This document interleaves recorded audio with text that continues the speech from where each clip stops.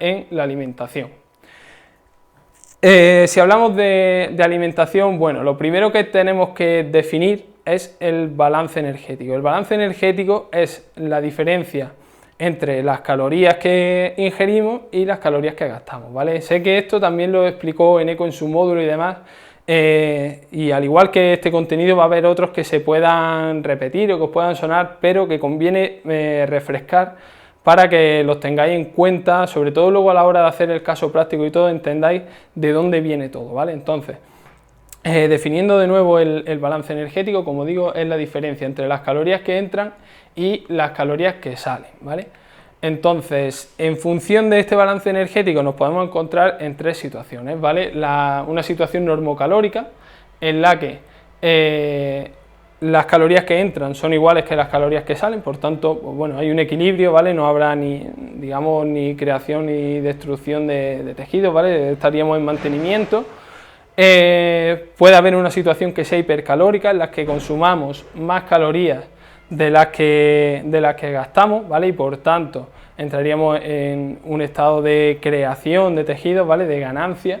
Y luego tendríamos una situación hipocalórica, ¿vale? En la que las calorías que quemamos superan a las que consumimos, ¿vale? Entonces se produce una degradación de tejidos, ¿vale? Y es la situación que buscaremos para perder grasa corporal, ¿vale? Es lo que reflejo, ¿vale? Aquí, ¿vale? Situación hipercalórica sería una situación anabólica, creación de tejidos, mientras que la situación hipocalórica sería una situación de catabolismo en la que los tejidos se degradarían, ¿vale? Esta es la base de la teoría CICO, o Calories In, Calories Out, ¿vale? Que, digamos, aporta una visión un tanto reduccionista de lo que son los procesos de recomposición corporal, ¿vale? Se basa en que si tú quieres aumentar de peso simplemente tienes que consumir más calorías de las que quemas, y al revés, si quieres perder grasa deberás quemar más calorías de las que estás ingiriendo, ¿vale? Pero, como digo, es una visión un poco simplista y, como veremos, pues no es lo único que importa, ¿vale? ¿Cuáles son los componentes del gasto energético total? ¿Vale? Esto es algo que también explicó Eneco, como digo. Entonces, si vemos esta gráfica, que seguramente os debe de sonar bastante, tenemos que el gasto total diario, ¿vale? De energía se compone principalmente de dos tipos de gasto energético. Uno que sería el gasto energético en reposo, ¿vale? Que sería este de aquí abajo, y el gasto energético no por reposo, por así decirlo, ¿vale? Dentro del gasto energético en reposo, pues bueno, pues tenemos el gasto metabólico basal, ¿vale? Sería la energía que necesitamos para nuestras funciones vitales, ¿vale? El coste de vivir, el coste energético de vivir. Mientras que en el gasto energético no en reposo tenemos tres componentes diferentes, ¿vale? El primero de ellos sería el TEF, ¿vale? Que sería el gasto energético producido por la dieta, y luego tenemos el gasto energético inducido por el ejercicio, y este a su vez se divide en dos, ¿vale? El IT sería el gasto energético asociado, pues digamos, al entrenamiento o la práctica deportiva, mientras que el NEAT sería el gasto energético por actividad no asociado a esta actividad deportiva per se, es decir, está ligado al estilo de vida. Como digo, el gasto metabólico basal sería este gasto mínimo de vivir. El TEF sería el efecto termogénico de los alimentos, que, bueno, de media supone en torno a un 10% del gasto total, ¿vale? Serían las calorías que necesitamos para digerir, absorber, metabolizar los diferentes nutrientes. Y el componente, sin duda, o los componentes con mayor variabilidad y lo que más podemos alterar nosotros con nuestro estilo de vida, es tanto el IT como el NEAT, y especialmente el NEAT, como veremos, ¿vale? ¿Qué factores determinan el gasto energético? ¿Vale? Si veis, pues tenemos un diagrama, ¿vale? En el que tenemos dos direcciones que van de menos a más, ¿vale? El primer factor sería el sexo, ¿vale? El sexo femenino tiene un gasto energético total y unos requerimientos energéticos menores que el sexo masculino. Otros factores, la edad avanzada, ¿vale? La edad avanzada, cuanto mayor edad se tiene, más se reduce el gasto energético. Por el contrario, una mayor proporción de masa muscular aumenta el gasto energético, ya que el músculo es un tejido metabólicamente muy activo. La temperatura ambiental también promueve que haya un mayor gasto energético, ¿vale? En climas fríos se activan procesos termogénicos que hacen que se gasten más calorías, y en ambientes cálidos se aumenta la frecuencia respiratoria y demás, algo que también hace que se consuman más calorías, ¿vale? Sin duda, lo que más va a marcar el gasto energético van a ser aspectos relacionados con el comportamiento y con los hábitos de vida, especialmente con la alimentación y la actividad física, ¿vale? Que son los dos principios que estamos tratando en este máster, tanto Eneco como yo, para modificar la composición corporal, ¿vale? Una explicación sencilla de por qué los hombres gastan más calorías que las mujeres está en esta gráfica, ¿vale? Como vemos, tenemos la gráfica correspondiente al hombre a la derecha y las mujeres a la izquierda, ¿vale? Lo primero que observamos aquí, ¿vale? Si vemos, el eje de la Y representa el total del peso corporal, y el eje de la X representa el total del peso corporal, y el eje de la Y representa la masa libre de grasa, es decir, el tejido muscular, ¿vale? Si observamos en ambas gráficas, pues se ve una correlación positiva, ¿vale? En la que a mayor peso corporal, mayor cantidad de tejido libre de grasa o mayor cantidad de masa muscular. ¿Qué pasa? Pues que a mayor cantidad de músculo, mayor es el gasto energético. Entonces os podéis hacer una idea de por dónde van los tiros, ¿vale? Si comparamos dos sujetos, ¿vale? Una mujer y un hombre que tengan el mismo peso aproximadamente, lo he marcado aproximadamente en 80 kilos, y extrapolamos hasta que corta con la línea de puntos, observamos que la cantidad de masa muscular que tiene un hombre es bastante superior a la que tendría una mujer del mismo peso, ¿vale? Entonces sería una de las explicaciones de por qué tiene unos requerimientos energéticos aumentados los hombres sobre las mujeres, ¿vale? Además de otros factores hormonales y demás, ¿vale? Pero bueno, esto es simplemente anecdótico, ¿vale? Para que lo sepáis. ¿Cómo podemos calcular los requerimientos energéticos, ¿vale? Esto sería, digamos, la base de cualquier planificación nutricional. En primer lugar, hemos de determinar el gasto energético en reposo, ¿vale? Esa parte inferior de la gráfica, ese gasto mínimo de vivir, sería lo primero que tenemos que calcular. Después deberíamos ajustar el nivel de actividad física, ¿vale? Esto marcará el cálculo del gasto energético total, ¿vale? Que sería el tercer punto. Entonces, ¿cómo podemos calcular el gasto energético en reposo? ¿Vale? Pues existen diferentes formas de hacerlo. En primer lugar, y sería la forma que más aparece en la literatura, sobre todo a nivel de laboratorio y demás, de investigación, sería la calorimetría indirecta, ¿vale? Que se basa simplemente en analizar el consumo de oxígeno y la producción de CO2, ¿vale? Y eso da una estimación de las calorías que se gastan en reposo. Luego aparecen también técnicas de calorimetría directa, ¿vale? Pero se utiliza bastante poco porque por lo visto los equipos son tremendamente caros, ¿vale? Y bueno, no termina de merecer mucho la pena. Luego existen ecuaciones, ¿vale? Ecuaciones teóricas en las que introduciendo datos personales pues te dicen las calorías que necesitas en reposo. Y luego existen también técnicas no calorimétricas que tampoco vamos a entrar mucho en detalle, simplemente que las conozcáis. Nosotros nos vamos a quedar evidentemente con las ecuaciones, ¿vale? Porque bueno, somos pobres, no tenemos equipos de calorimetría indirecta y ni mucho menos de calorimetría directa ni nada de eso, ¿vale? Entonces, en cuanto a las ecuaciones, esto me interesa que, bueno, no hace falta que lo copiéis, luego aparecerá otra vez, pero bueno, para que veáis, existen dos ecuaciones principales, ¿vale? Que son las más utilizadas, que son las de Harry y Benedict, ¿vale? Existe una ecuación para hombres y otra para mujeres. Como vemos, pues bueno, en el caso de las ecuaciones de Harry y Benedict, lo que se utiliza como parámetros para calcular sería el peso en kilogramos, la altura en centímetros y la edad en años, ¿vale? Todo ello multiplicado por unos coeficientes que darían como resultado las calorías diarias que gastaríamos en reposo, ¿vale?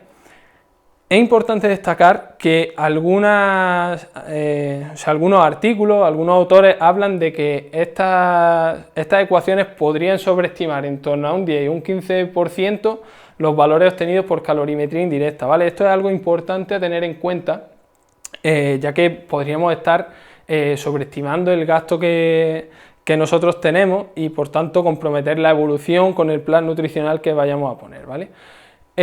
Otro tipo de ecuaciones serían las de la FAO y la OMS, ¿vale? En este caso lo que utilizan son diferentes rangos de edad y diferencia entre hombres y mujeres, ¿vale? Y el dato que utiliza pues sería el peso. Entonces digamos que lo que tiene en cuenta sería la edad y el peso, ¿vale? En este caso la altura no estaría tenida en cuenta, ¿vale? El resultado, como digo, sería en cualquiera de los dos casos, ¿vale? El resultado que va a dar son las kilocalorías consumidas en reposo al día, ¿vale? Que sería lo correspondiente al gasto metabólico basal. El factor de actividad, ¿vale? El factor de actividad es un valor numérico que nosotros aplicamos, ¿vale? Multiplicamos con el gasto energético en reposo para obtener el gasto calórico total, ¿vale? Esto es bastante sencillo, ¿vale? En función del estilo de vida que tengamos, ¿vale? Este factor de actividad será mayor o menor, ¿vale? Entonces, existen diferentes tablas según la referencia que se utilice y demás para calcular el gasto energético total y determinar este factor de actividad, el valor de este factor de actividad.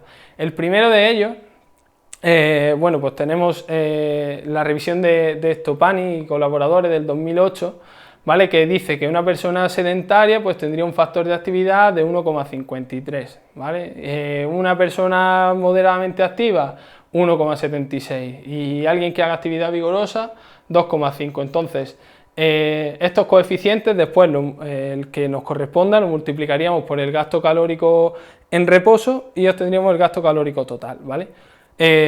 Como veis hay diferentes tablas, ¿vale? Esto, bueno, lo podéis copiar, os lo pasaré, ¿vale? Tendréis estos datos, tampoco, es decir, con que elijáis una tabla podéis calcularlo bien sin problema, ¿vale? Cálculo del gasto energético total, como vengo diciendo, es simplemente una multiplicación, ¿vale? Multiplicamos gasto energético en reposo por factor de actividad, ¿vale? ¿Qué vamos a obtener? Resultados orientativos. Como digo, puede haber sobreestimación, ¿vale? Podemos no haber ajustado bien nuestro factor de actividad, creernos que tenemos un nivel más alto del que realmente tenemos, o por el contrario, ¿vale? O quedarnos cortos. Entonces, ¿qué debemos hacer o cuál sería la pauta a seguir, ¿vale? Pues en primer lugar realizamos nuestro cálculo, ¿vale? Lo aplicamos y vamos evaluando continuamente, ¿vale? Hacemos evaluación continua. ¿Nos está funcionando? ¿Va bien? Correcto, venga, pues seguimos adelante. ¿Que no nos funciona? Pues cabe la posibilidad de modificarlo, recalcular ajustando el factor de actividad que hayamos elegido y volvemos a aplicar y como en una especie de ciclo volvemos a repetir, ¿vale? Mi consejo es que no os desesperéis y cambiéis a las primeras de cambio, ¿vale? Dar un periodo de tiempo medianamente aceptable, ¿vale? Unas 2 semanas, incluso 3, ¿vale? No hay problema, no hay que querer correr con esto, lo importante es que se ajuste lo mejor posible. Vamos ahora a centrarnos en las estrategias nutricionales para la pérdida de grasa, ¿vale? Lo primero que tenemos que entender, ¿vale? Es que cuando nosotros queremos perder grasa debemos estar en un estado catabólico, digamos provocado por un déficit energético, ¿vale? Este déficit energético, ¿cómo lo podemos promover, ¿vale? Pues existen, digamos, 3 formas principales. O bien aumentamos el gasto energético que hacemos con la actividad deportiva, o bien hacemos una restricción calórica en la dieta, o bien, y que sería quizá lo más adecuado, hacer una combinación de ambas, ¿vale? Entonces, cuando nosotros estamos en déficit calórico y estamos en un estado catabólico, lo que hacemos es utilizar nuestras reservas energéticas. ¿Y cuáles son nuestras reservas energéticas? Pues tenemos el glucógeno muscular, que sería el acúmulo, digamos, de hidratos de carbono que tenemos en el cuerpo, glucógeno muscular y hepático, el tejido adiposo, es decir, la grasa corporal, y la propia masa muscular y también la proteína procedente de tejido orgánico, ¿vale? Entonces, Los objetivos prioritarios que debemos marcarnos cuando queremos perder grasa corporal deben ser el de maximizar la pérdida exclusiva de grasa, que es algo bastante difícil de conseguir, y minimizar la pérdida de masa muscular, ¿vale? Intentar conservar la masa muscular tanto como nos sea posible. Por encima de todo, digamos, el camino que elijamos para perder grasa corporal debe ser sostenible, ¿vale? Debemos ser capaces de mantenerlo en un tiempo suficiente, ¿vale? No conviene hacer un protocolo, digamos, extremo, ¿vale? Que lo vayamos a desechar a los 3 días, no nos merece la pena. Entonces, el camino que elijamos debe ser sostenible, debe estar basado en la búsqueda de la salud, ¿vale? No comprometer la salud a largo plazo. Y en definitiva, que sea algo llevadero, que podamos hacer bien y que no nos suponga ningún tipo de problema. Vale, sabemos que hay que bajar las calorías, pero ¿cuánto tenemos que bajarlas? ¿Vale? Pues un estudio bastante citado quiso dar respuesta a esta pregunta, ¿vale? Que es el estudio realizado por Garte en 2011, ¿vale? ¿Qué hicieron estos investigadores? ¿Vale? Pues cogieron 30 deportistas de diferentes disciplinas, ¿vale? Y los sometieron a un proceso, ¿vale? A una intervención de pérdida de peso, diferenciando entre una pérdida rápida y una pérdida lenta.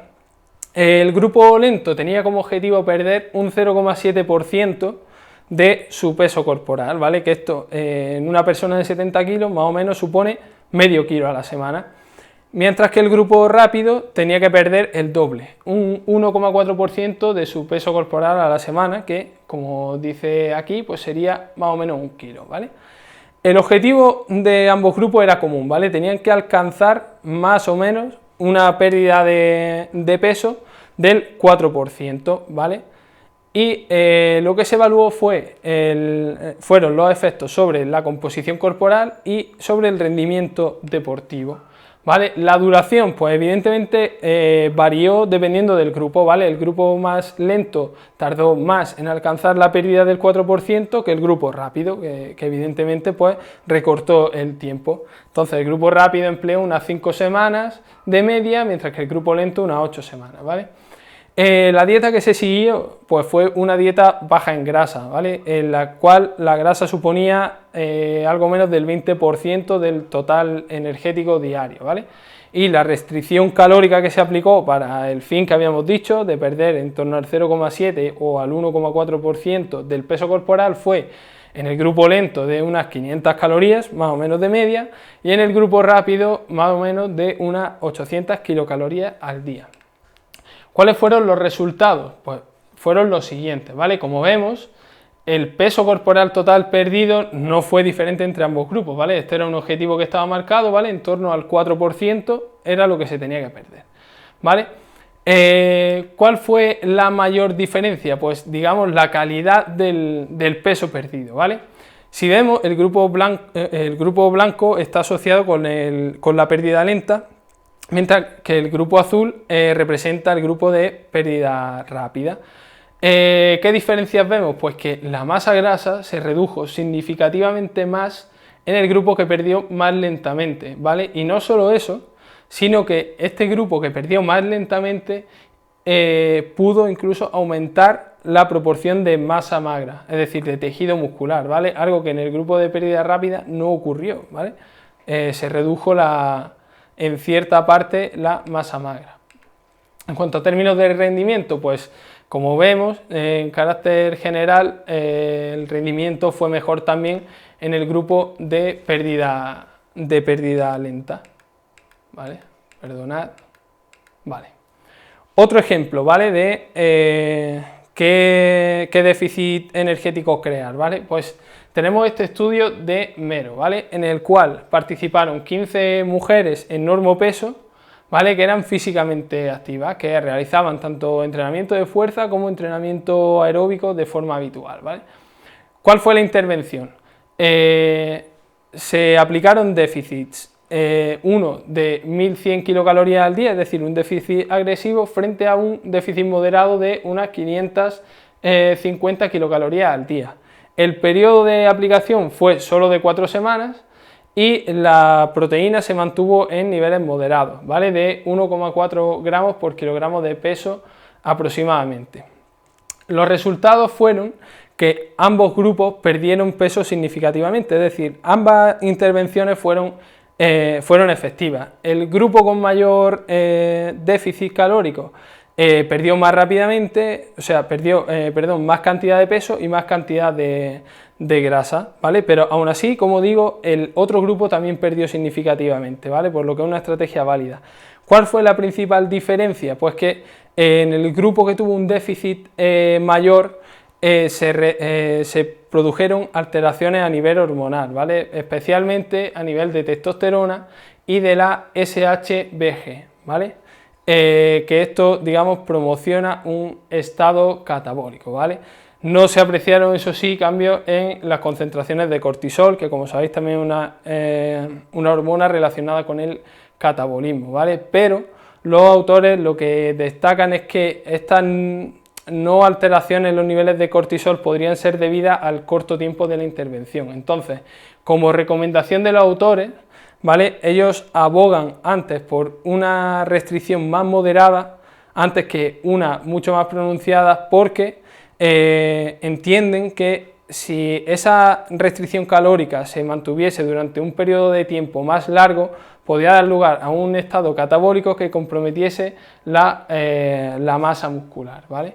Entonces, la recomendación que dan es aplicar un déficit moderado asociado a un aporte de proteínas también moderado, ¿vale? Entre 1,4 gramos por kilo de peso en mujeres que estén en normopeso y que sean físicamente activas.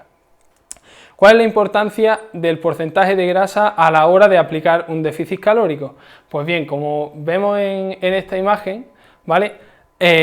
A mayor porcentaje de grasa, mayor déficit energético podemos aplicar, ¿vale? ¿Por qué pasa esto? Porque la grasa tiene como una especie de efecto protector sobre la masa muscular. Entonces, a medida que el porcentaje de grasa se reduce, hay mayor posibilidad de perder masa muscular con un déficit calórico más agresivo, ¿vale? Entonces, esto es algo que debemos tener en cuenta. Es lo que vengo a decir ahí, ¿vale? ¿Cuáles son los requerimientos de macronutrientes para estas etapas de pérdida de grasa, ¿vale? Cuando hablamos de macronutrientes, como digo, hablamos de hidratos de carbono, de grasa y de proteínas, ¿vale?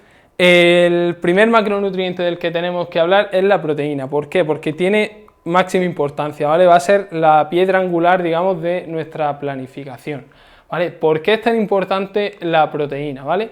Lo primero, porque contribuye a los dos objetivos prioritarios que nos habíamos marcado, ¿vale? Promueve la pérdida exclusiva de grasa a la vez que minimiza las pérdidas de masa muscular, incluso puede llevar a ciertas ganancias de masa muscular, que es algo que veremos más adelante, ¿vale? Entonces, ¿por qué mecanismo, digamos, se gana su importancia la proteína, ¿vale? Como vemos, las dietas altas en proteínas, una de las vías que tiene y lo que las hace beneficiosas es que aumentan la concentración de las hormonas de la saciedad, ¿vale? Como son la colecistoquinina, el GLP-1, el neuropéptido I o la leptina, a la vez que disminuye la concentración de grelina, que es la hormona que genera el hambre o que nos induce el apetito, ¿vale? Entonces, en resumen, lo que hace es aumentar la saciedad de la dieta, eso hace que sea mucho más llevadera. Segundo punto, aumenta el efecto termogénico de las comidas, ¿vale? Se ha visto que para digerir, metabolizar, absorber la proteína se consumen más calorías que cuando hablamos de hidratos de carbono o de grasa, ¿vale? Esto, en resumen, lo que hace es aumentar el gasto energético total. Es cierto que tampoco es una locura lo que lo aumenta, pero bueno, es un factor a tener en cuenta que ahí está, ¿vale? Y que va a ser beneficioso de cara a perder grasa. Y por último, podemos decir que las dietas altas en proteínas estimulan vías anabólicas e inhiben la activación de vías catabólicas, ¿vale? Cuando hablamos de vías anabólicas son aquellas que promueven la síntesis de masa muscular, como es la vía mTOR, Y las vías catabólicas que se inhiben, pues un ejemplo es la vía o sea, la AMPK, ¿vale? Es la proteína que se inhibe, ¿vale? Entonces, ¿qué conseguimos con esto? Pues mantener la masa muscular o bien aumentarla, ¿vale? Entonces, a nivel de composición corporal, pues esto es estupendo, ¿vale? ¿Por qué? Porque promueve la pérdida de grasa y aumentar la masa muscular o la masa magra que tenemos, ¿vale? ¿Cuánta proteína debemos consumir? ¿Vale? Pues para dar respuesta un poco a esta pregunta, también se han realizado varios estudios. Uno de los más citados también es este de Pasiakos del año 2013. Los sujetos que participaron eran personas no obesas, eran físicamente activos, ¿vale? Tenían un buen estado de forma, un consumo de oxígeno bastante aceptable, ¿vale? Y el grupo estaba conformado por 7 mujeres frente a 32 hombres, ¿vale? Esto hace, bueno, constituye una limitación medianamente importante, ¿vale? Porque la representación de las mujeres era bastante baja en este estudio. Pero bueno, vamos a explicar la intervención. Para quien no lo sepa, la RDA es la cantidad diaria de proteína recomendada, digamos que sería la ingesta de proteína que cubre las necesidades de un 98% de la población, ¿vale? Que está establecida en que son 0,8 gramos de proteína por kilogramo de peso al día. Entonces, la intervención fue la siguiente, ¿vale? Durante un periodo de déficit energético en el que se restringía un 40% de las calorías que necesitaban diariamente estos sujetos, se combinaba con el aporte o bien de la RDA o bien de 2 veces la RDA, es decir, 1,6 gramos por kilo de peso, o de 3 veces la RDA, 2,4 gramos de proteína por kilogramo de peso al día, ¿vale? Esta intervención se mantuvo durante 21 días, aunque la medición final fue a los 31, y se les recomendó que mantuviesen su actividad física normal y demás, ¿vale? ¿Cuáles fueron los objetivos? Pues determinar los efectos sobre la composición corporal y sobre la síntesis de proteína, es decir, sobre la creación de músculo. Los resultados, pues los vemos en esta gráfica, ¿vale? La primera muestra el cambio total o global del peso, ¿vale? Como vemos, todos los grupos perdieron significativamente peso, ¿vale? Al final del mes de intervención, ¿vale? Solamente, pues bueno, el grupo que consumió 2 veces la RDA tuvo una pérdida de peso algo menor, pero también significativa, ¿vale? ¿Cuál fue la principal diferencia? Volvemos a lo mismo de antes, a la calidad de esa pérdida de peso, ¿vale? El grupo que consumió la RDA, si vemos en la gráfica, es el que más peso perdió, ¿vale? También lo vemos aquí abajo, ¿vale? Su barra es la que llega hasta el mayor cambio, ¿vale? ¿Qué vemos? Que la mayoría del peso que se perdió, ¿vale? Que está señalado como, o sea, en color negro, corresponde a masa libre de grasa, ¿vale? A lo que no queremos perder, a ese tejido muscular, mientras que la proporción de tejido graso que se disminuyó fue bastante menor, ¿vale? Por el contrario, esta, bueno, es la cantidad total de peso que se perdió en ese grupo. El grupo que consumió 2 veces la RDA, pues como vemos, perdió menos peso que el primero, pero ojo, la calidad de esa pérdida de peso fue bastante mayor. La reducción de masa magra, de tejido muscular, fue bastante menor, ¿vale? Se conservó mucho más que en el grupo anterior, mientras que la pérdida mayoritaria fue en forma de grasa. Y el grupo que consumió 3 veces la RDA, lo vemos aquí, perdió un peso intermedio entre ambos grupos, manteniendo prácticamente la calidad del grupo 2. Entonces, como vemos, mantener una ingesta de proteína alta en una etapa de pérdida de peso, pérdida de grasa, es bastante beneficioso porque mejora mucho la calidad del peso que se pierde, ¿vale? Como vemos, esas son las principales diferencias que encontramos en este estudio. La conclusión, lo que he dicho, ¿vale? Una dieta hipocalórica alta en proteína fomenta una mayor conservación de la masa muscular. Por esto la proteína es tan importante, ¿vale? Otro ejemplo, ¿vale? Tenemos el estudio del Online, ¿vale? Del año 2016. Este caso trataba de hombres con sobrepeso, ¿vale? Eran físicamente activos, pero no acostumbrados al entrenamiento de fuerza. ¿Y qué pasaba con ellos, ¿vale? Se le daba lo que se quiso comparar fue una dieta hipocalórica, ¿vale? Mantenida durante 28 días, en la cual se proporcionaba o bien una dieta control que contenía 1,2 gramos por kilo de peso de proteína, o bien 2,4 gramos por kilo de peso, ¿vale? La cantidad igual que en el estudio anterior, ¿vale? El aporte de carbohidratos de ambas dietas era el mismo, por lo que variaban también las grasas dependiendo de la dieta. Y la intervención en cuanto a ejercicio pues era un entrenamiento de fuerza combinado con entrenamientos de alta intensidad y entrenamientos interválicos de sprint, ¿vale? ¿Cuáles fueron los resultados?